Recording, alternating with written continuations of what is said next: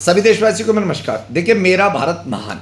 अब मेरा भारत महान है क्यों? क्योंकि भारत को गुलामी की बेड़ियों से मुक्त करवाने के लिए बड़े बड़े महान योद्धाओं ने, बड़े बड़े क्रांतिवीरों ने अपने प्राणों के बलिदान दिए हैं। इसीलिए मेरा भारत महान है। स्वामी विवेकानंद जी के द्वारा एक बात कही गई थी, उठो और जब तक मत रुको जब तक लक्ष्य की प्राप्ति ना हो जाए। उन्होंने ये बात इसलिए नहीं कही थी, अगर आपको व्यवसाय करना है, आप व्यवसाय करने लगे तो आपका लक्ष्य प्राप्त हो गया। अगर आपको कोई नौकरी करनी है, आपको नौकरी मिल जाए तो आपका लक्ष्य प्राप्त हो गया।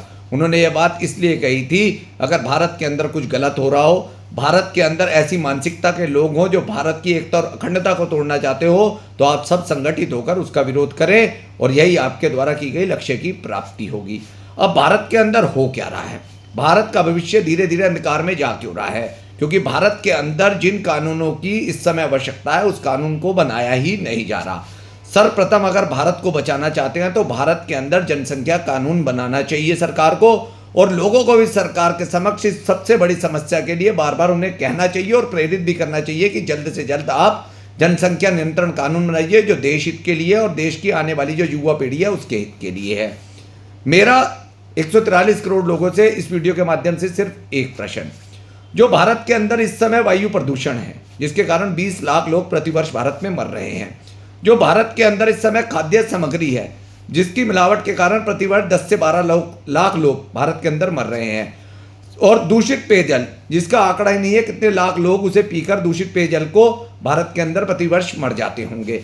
उसके पश्चात जो भारत के अंदर ये सारी चीज़ें हमें अभी दूषित मिल रही हैं, प्रदूषित मिल रही हैं, क्या 20 वर्ष के पश्चात जब भारत की जनसंख्या 250 करोड़ के करीब हो जाएगी तब ये चीज़ें क्या हमें साफ सुथरी मिल पाएंगी?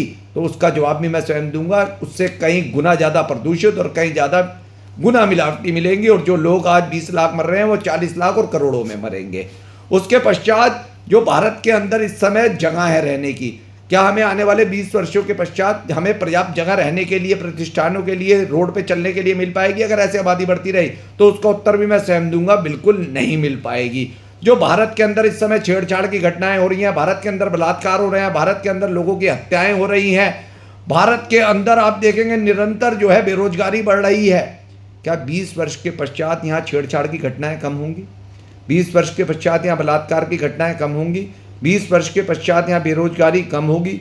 20 वर्ष के पश्चात जो यहाँ हत्याएं हो रही हैं वह कम होंगी? तो वह कई गुना ज़्यादा बढ़ जाएंगी, क्योंकि जैसे जैसे भारत की जनसंख्या बढ़ती जाएगी ऐसे ऐसे सरकारों का जो है नियंत्रण लोगों पर कम होता जाएगा और अपराध भी बढ़ते जाएंगे।